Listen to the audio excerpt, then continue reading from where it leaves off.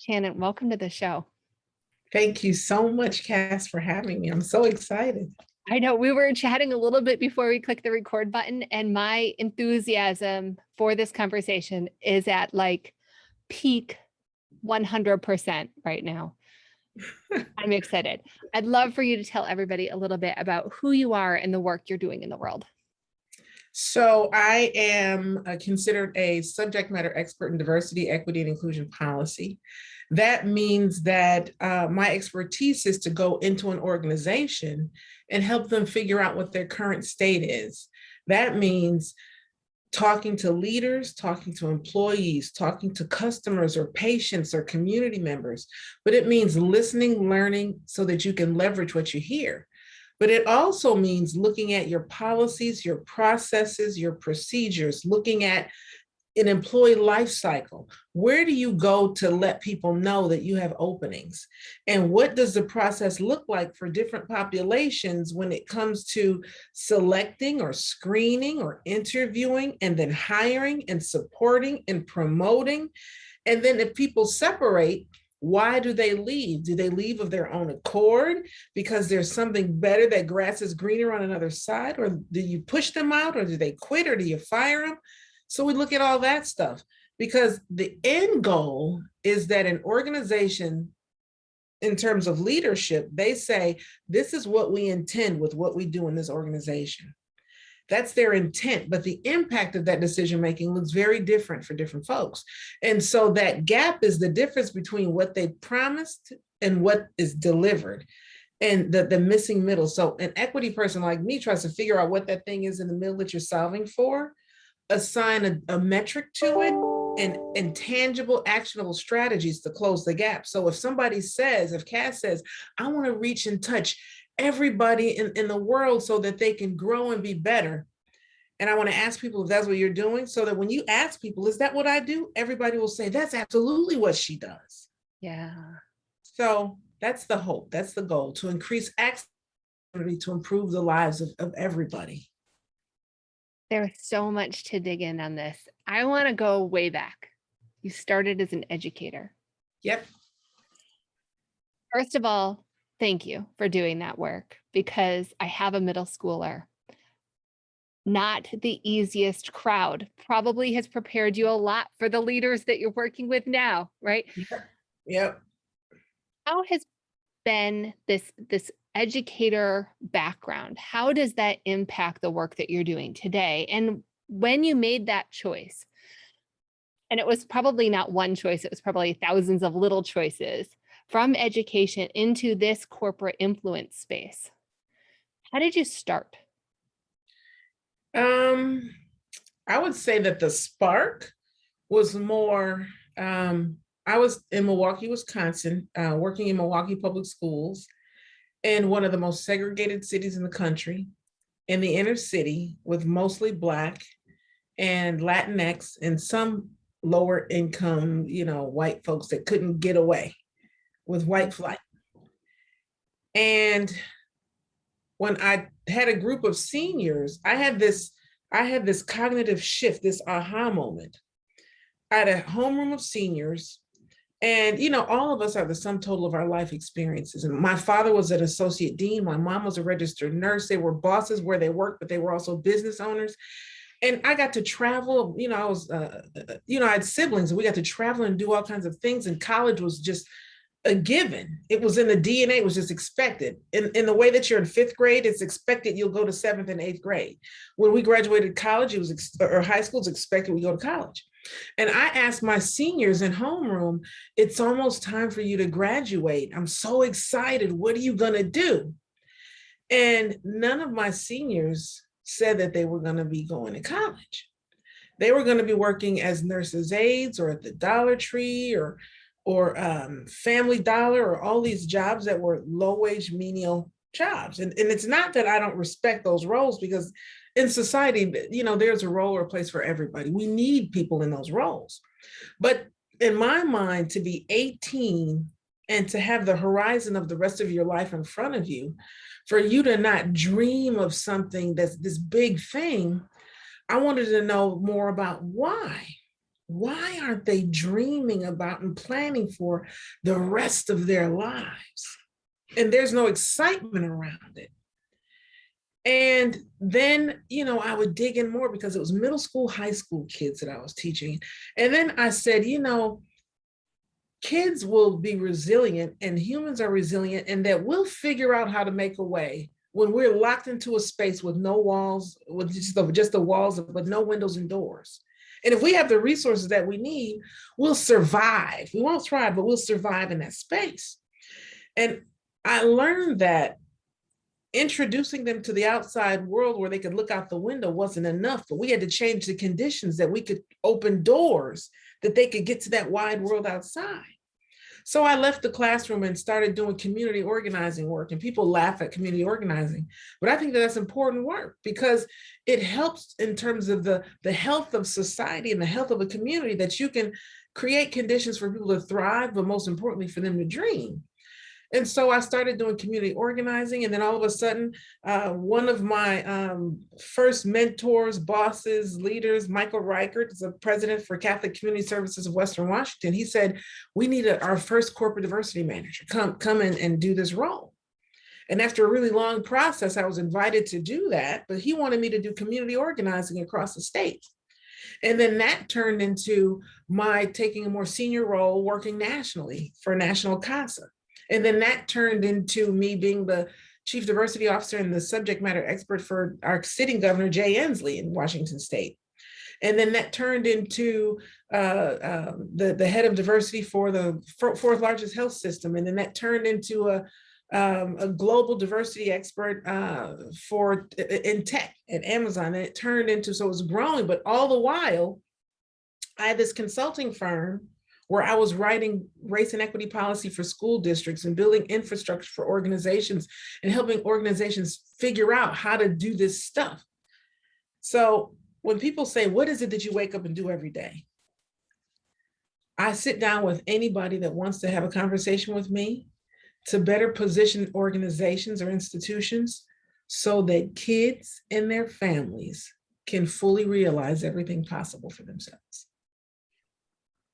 It still goes back to my why and doing it for the students and kids, not just in Wisconsin, but around the world.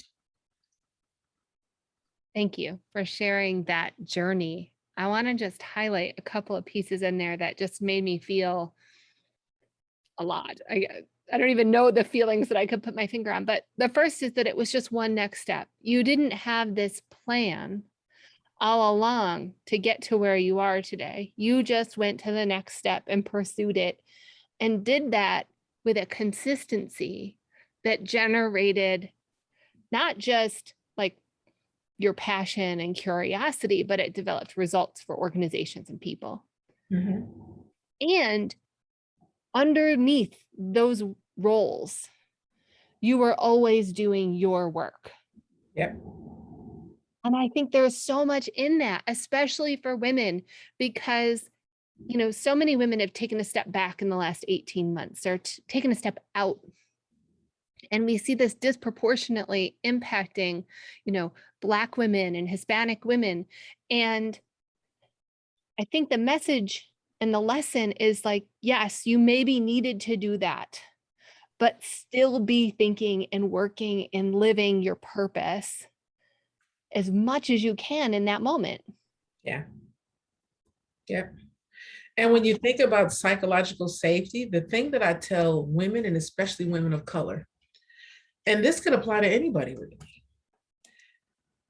people are in every organization that I've advised and worked in and embedded in it or worked with that I've collaborated with, psychological safety and the ability to show up as your full self and to speak truth at work lacks in almost every organization. And then you have to ask why are people so afraid to say, I don't like this, or this doesn't work for me, or I don't understand why we're doing that, or why do we have to do this? People are so afraid to speak up because they're afraid that they'll get in trouble that will lead to them not advancing, that will lead to them being isolated or punished or disciplined, or worse yet, that you'll walk in and somebody will have your stuff in a box and walk you out the door. Mhm. And in the back of people's minds, the thing that causes fear so that people won't be entrepreneurs is they'll say, I'm going to stay here because my insurance is here and my guarantee of a paycheck is here and my ability to provide for myself and my family is here. So they won't do anything that would harm not as much themselves as much as their family or the people that they're providing for. Mhm. So people will let you serve a bunch of crap on a plate and put it in front of them, and they're willing to tolerate it because they just have to get by. But I advise people, have something that's yours on the off to the side if you can, because if you can build something, whether you've seen people in the last 18 months with cookie businesses and cupcakes and cheesecakes and consulting and advising and cleaning and infrastructure and legal advice that they provide people, or accounting. They find something that they're passionate about, and then they figured out how to make a revenue stream on the side. And what happens sometimes is people will have that thing on the side that they look at the money that they need in order to survive, to get their needs and not their wants. And then when that side hustle becomes the thing that meets all of your needs, and if you're still doing the main thing that's your job, you have a whole different sense of self when you're not afraid of being hungry or homeless all of a sudden. Mm. Yes.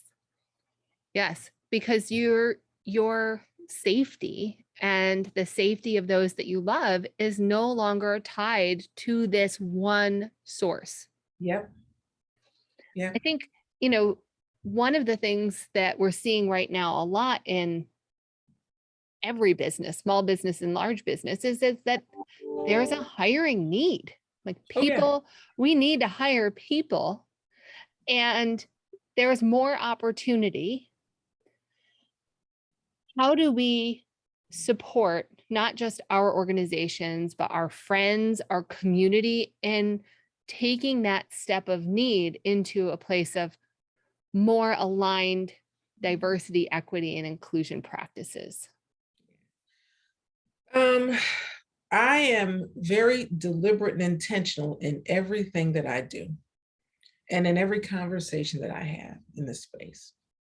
And I try to model the things with my business that I expect or ask that others do. And, I have W-2 employees that are full-time employees for me, but I have 1099s because I believe in being able to meet people in the market where they are.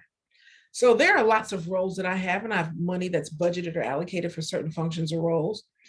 But interestingly, I have people who are mid-level career who are 1099s that work for me, or single parents that work for me that are hybrid, kind of straddling the fence. So I provide an opportunity to meet them where they are.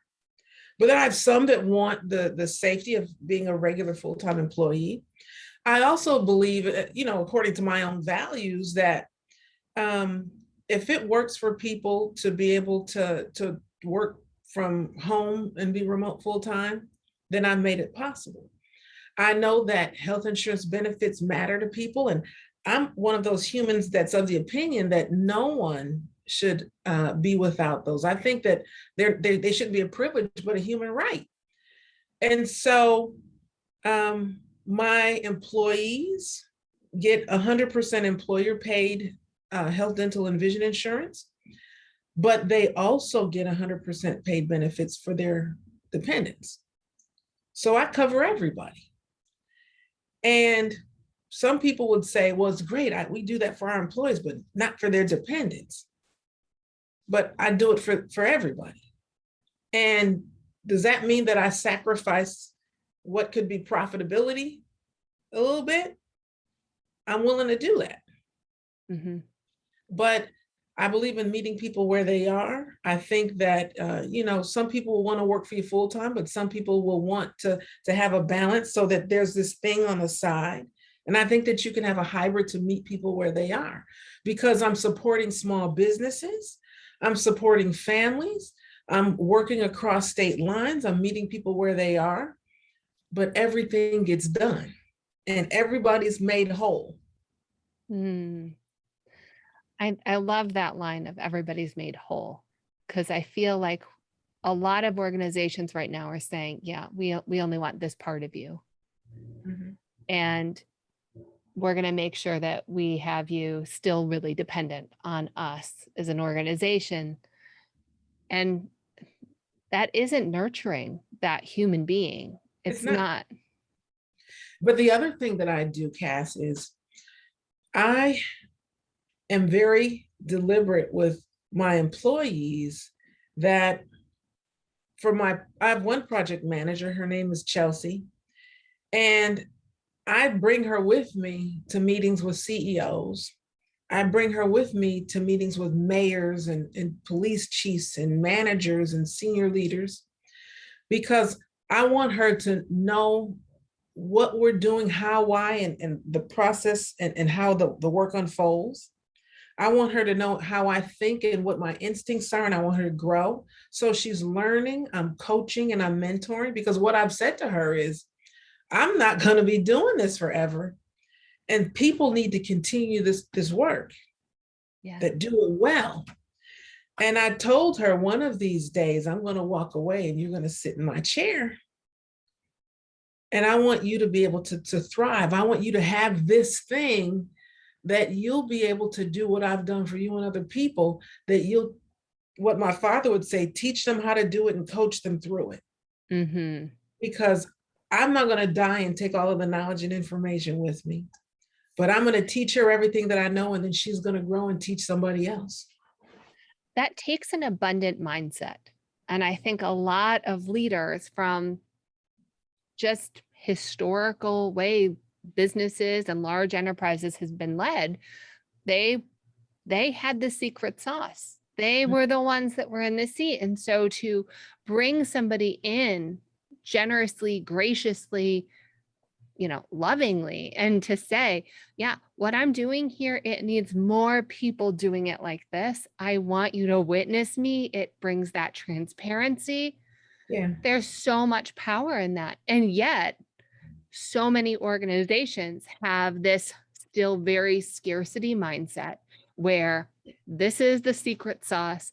I'm not going to bring anybody else in because then they'll try to take my spot. Yeah.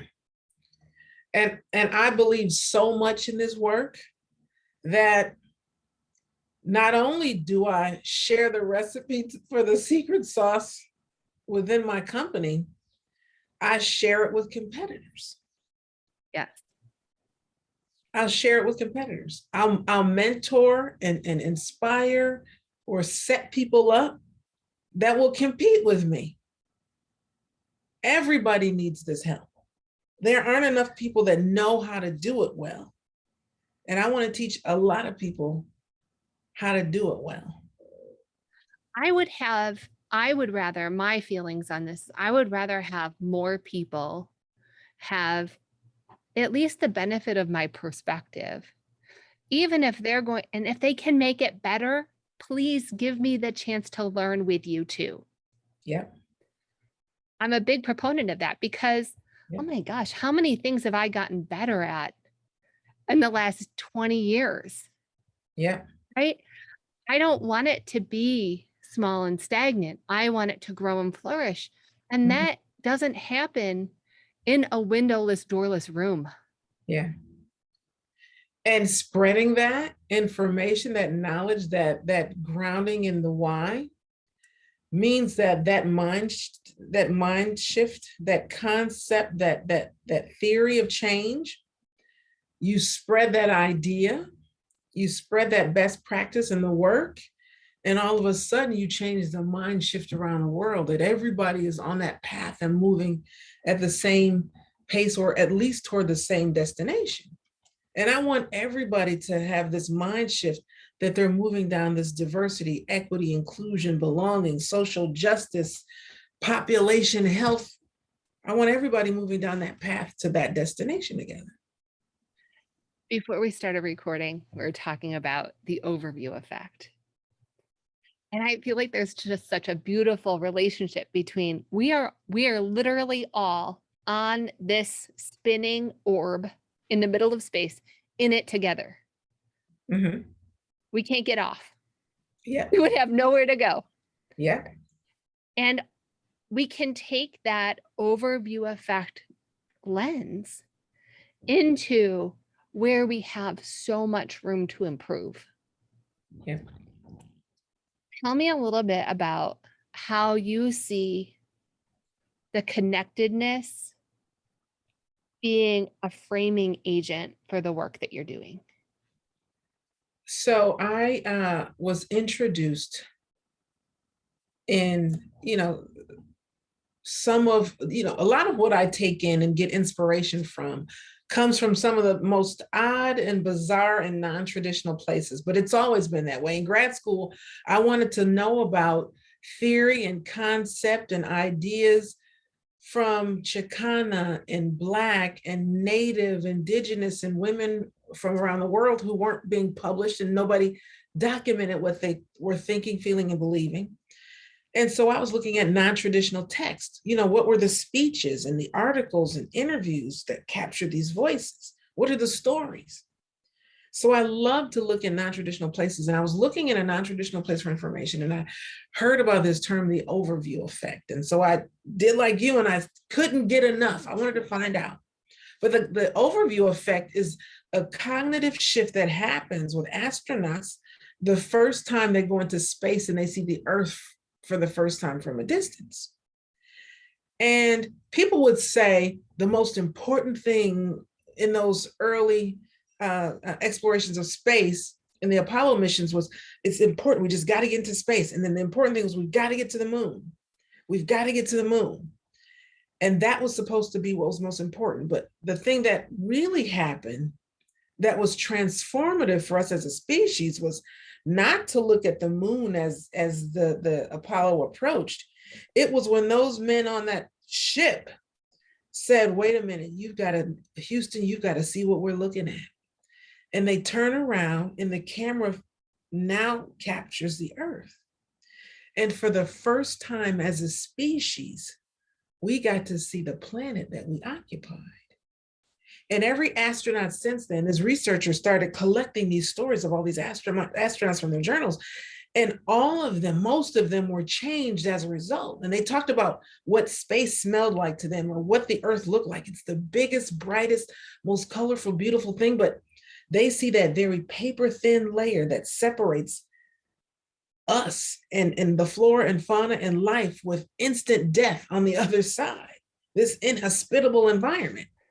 But what they said was, when you look at the Earth from space, borders disappear, silos disappear.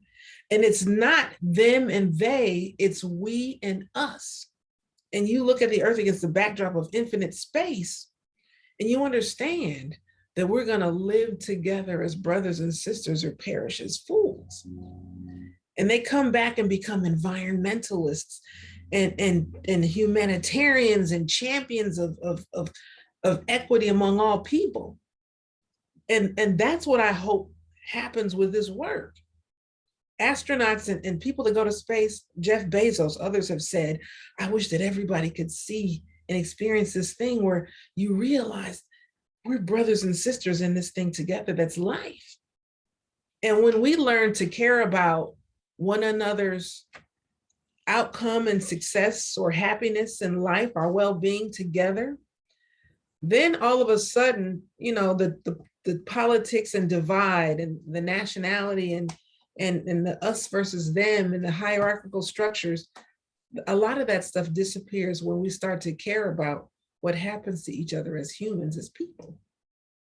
And I think that that's what the overview effect does, at least for me, in helping to articulate the why.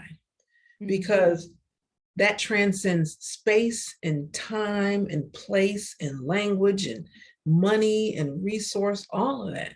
Because what does it look like, Cass, for you to go to any corner of the world and see a child in need? You don't care. You see a human that is a young person in need. And you're going to want to feed and hold and calm and soothe and comfort. And it doesn't matter what race or color or religion or nationality, that you see a toddler crying and hungry and need. And the human in you is going to reach out to help.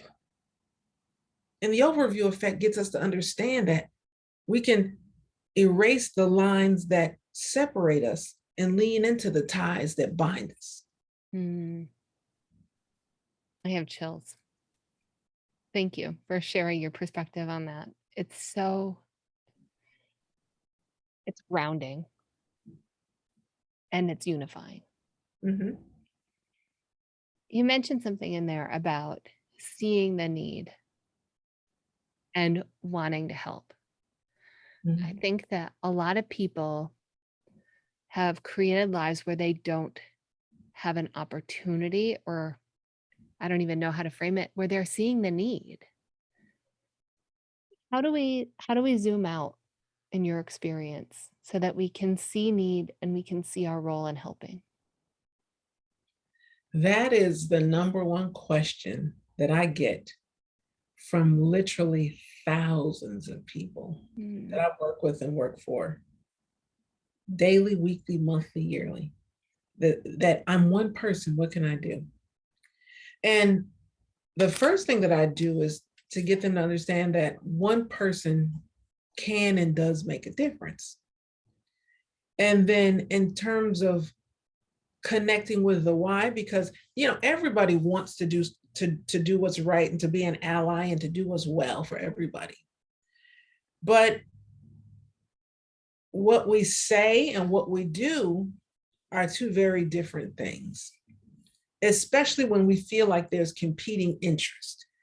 Dr. Martin Luther King Jr., in his letter from a Birmingham jail, expressed frustration with members of the clergy and people that were white moderates, because in theory, they believed in what he believed in. They believed that the cause that he was fighting for was right and was just for human rights and civil rights, and to be treated with dignity as humans and to have access to the benefits of government and organizations in the community where people lived and were present. And white moderates and members of clergy would say, not right now. This isn't a good time. You're asking for too much, and this isn't the right way to protest, and you're moving too far too fast. And he would say, we've waited 300 years. How much longer do you wait? yeah. But the thing that separated those folks from theory to action was, well, what will it look like for me to stand with you in 1958, 1962, 1964? That I stand with you, I'm going against the herd. I know that my values say that I should follow you down this path, but I might lose my position in the community, or I might lose friends or the respect of family, and I might get picked on. I could get fired. I don't know. They were worried about individual need and interest, what was happening for them inside their four walls, even though their values said this is a right thing to do. And sometimes you have to have skin in the game and get in there. What does it take for people to lean into their values and to have skin in the game, to do the thing that they say that their own values compel them to do, to treat people with respect, with dignity, to stand up for others, to ensure that the rights of all people. Most people believe in that stuff, but they don't do things to act on it. And so in 2021, what do you do in 2022 to act on those things that are your own values? And I tell people, only you can decide to walk over the line in the sand that you've put there. But that means that you have to decide consciously and intentionally to use your voice, to use your vote, to question or call out a bias or something that you think is wrong in the moment, and to be brave and to be willing to stand firm in that belief. What does it look like to hear a microaggression or to see something happening at work and you know that somebody's been harmed, whether they're there or not? But for you to speak up and say, you know what? I think that I don't agree with that, and I think that that's wrong, and I'm sure that maybe that wasn't what you'd intended, but let me tell you, that's how I receive what you just said, and we got to be better than that. And I think that this is what we have to do instead. Mhm. People are afraid to say those things. It goes back to that issue of psychological safety. What happens if I do the thing that I know I should do to stand up? What's going to happen if I stand up for this other person? Yeah. I feel like in every instance that I have personally experienced where I have been in that fearful space and I do it anyway, Mhm. the thing that I was most afraid of never even on the radar of happening. Yeah. The fear is dissolved by my focused attention. Mhm. And maybe there are consequences that are unseen, but I haven't experienced them. Yeah. And most leaders that I've talked to, and I've talked to many, change like this happens usually in two places in an organization, with executive leaders and senior most leaders, and people that are the individual contributors, the folks that are entry level and at the ground level. Yeah. Managers in the middle are usually the ones that push Yes. back, because they say, well, do you want me to do the accounting thing or do you want me to do the equity thing? And I tell them, you're supposed to walk and chew gum at the same time, Yes. because equity is the lens through which you do the work that you do anyway. Yes. It's all one and the same. Mhm. But the fear that people have oftentimes is unfounded, because my experience is that more people than not want to move forward in that space. Yeah. They have a desire to move forward. I work with more than 4 city governments right now in Washington State, where they have a very strong desire and are working hard across equity and social justice issues in everything that they do for the workforce and for the community. Mhm. And it's exciting, but people are fearful to speak up and say something. And leaders in organizations or city governments or across industries are saying, tell us what it is that we're not doing and that we can all together solve for. Yeah. And they're begging for people to speak up. And you just have to create a safe enough space as a leader, and then leverage what you learn so people know that you're going to do something with that information that will be helpful. But they're begging for people to come to the table and tell us, what are we not seeing, and what more is it that we could be doing to make this more productive and helpful. Mhm.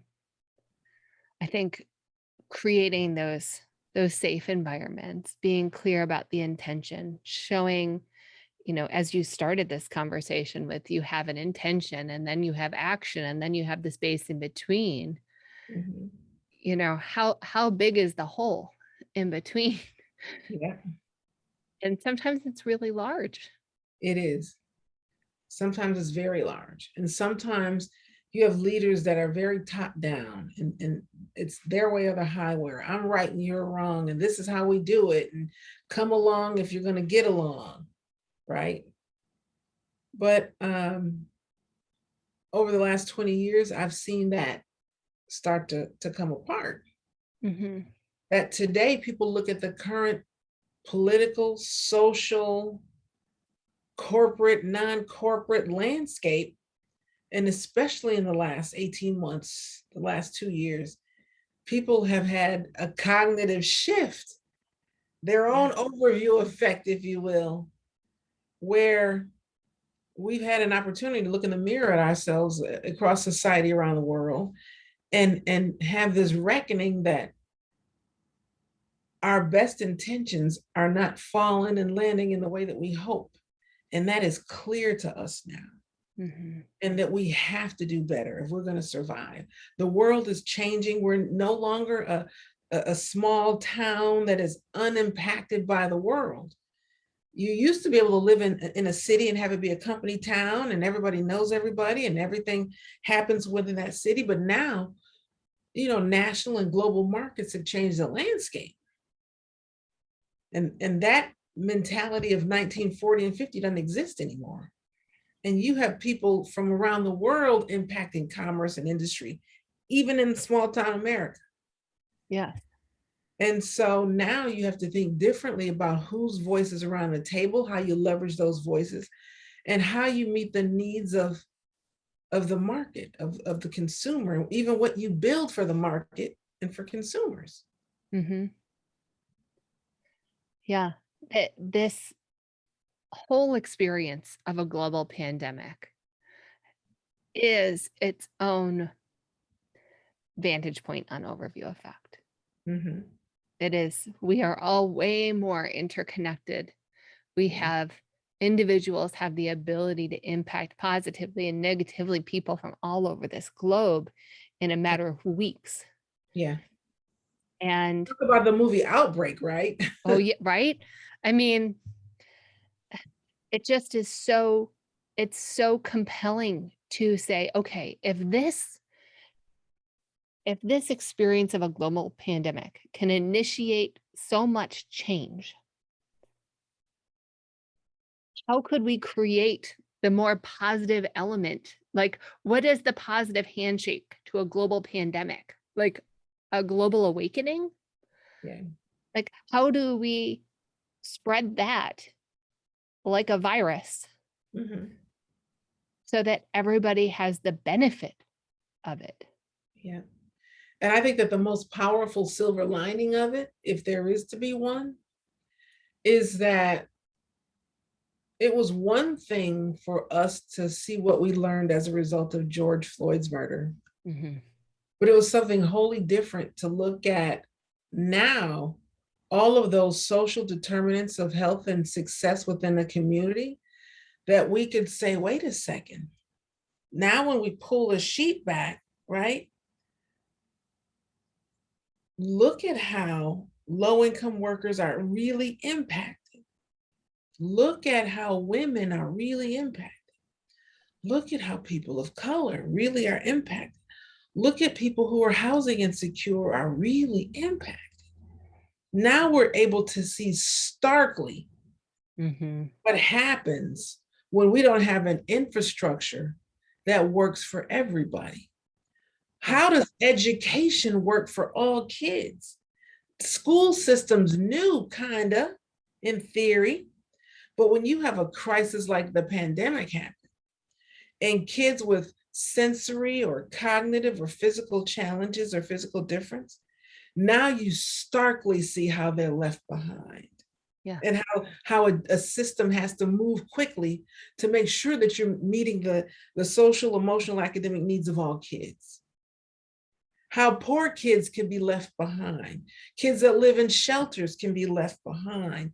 Kids whose parents don't have the benefit of being able to support them academically. You know, if you are an essential worker and you have to go to work because you have to provide for your kid, but your kid's a first or second grader that is not able to get onto a Zoom call by themselves and navigate the conversation with the teacher, and childcare centers are closed or closing, and how do you meet that gap? All of a sudden, every weakness of society has been exposed, and we know what it is that we really have to solve for. So many of those problems have been highlighted. Mm-hmm. And so now the question is, how do we action around those and create equity and create opportunities and programs?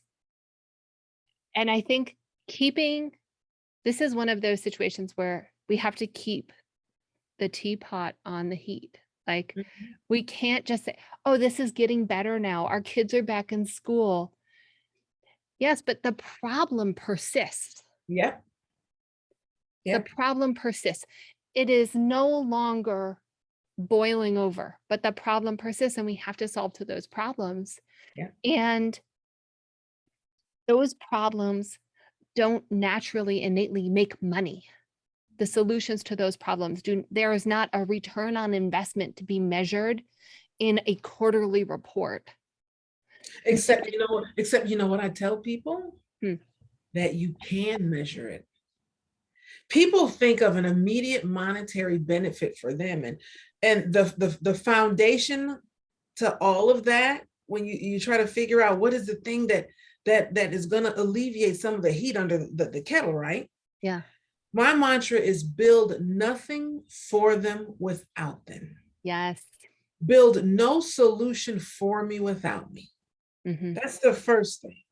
That's the first thing to help with the heat. Tell me what it is that you need, what it is that you want, what is it that you desire so that you will be able to thrive. But even though I might not think that I'm going to get the immediate benefit of that, you know what I tell you, you get on the back end? And especially as it relates to communities, when you don't have people in the streets, dying in the streets, you know, in the Seattle region, they in the last year, there's been something like more than 700 fires at homeless encampments. That comes with a cost. Yeah. In terms of city resources, the natural environment, built spaces where fires sometimes move beyond those encampments to other businesses or buildings. And how are communities harmed, not just individuals, but communities, when you have untreated mental illness? What is the cost to jails and to shelters and to others, right? To everyone. When kids aren't getting what they need, depend on more services and safety net and supports longer term, as opposed to giving them the tools and resources, knowledge and information that will help them thrive. You save money by that investment on the front end. It's cheaper to pay for a kid to be educated in a K-12 environment than it costs you to have to deal with them in prisons later. Mm-hmm. You save money in the long term. Mm-hmm. Sometimes that's tenfold. Mm-hmm.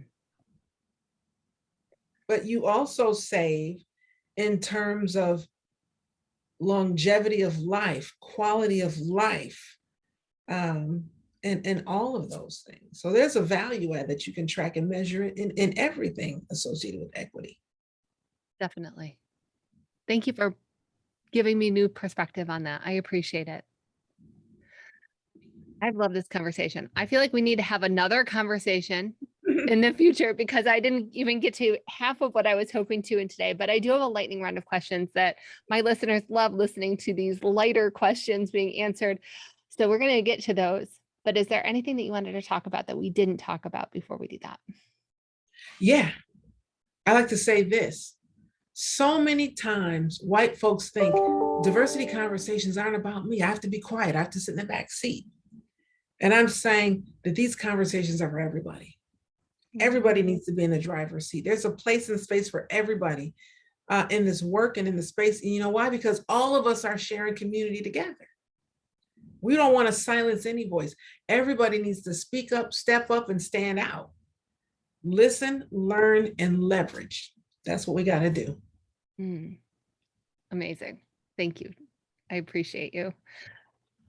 What's the go-to song you listen to when you want to up your energy? I like Michael Jackson's Man in the Mirror. Keeps me grounded. What time do you wake up? 5:30 every morning. What does breakfast look like?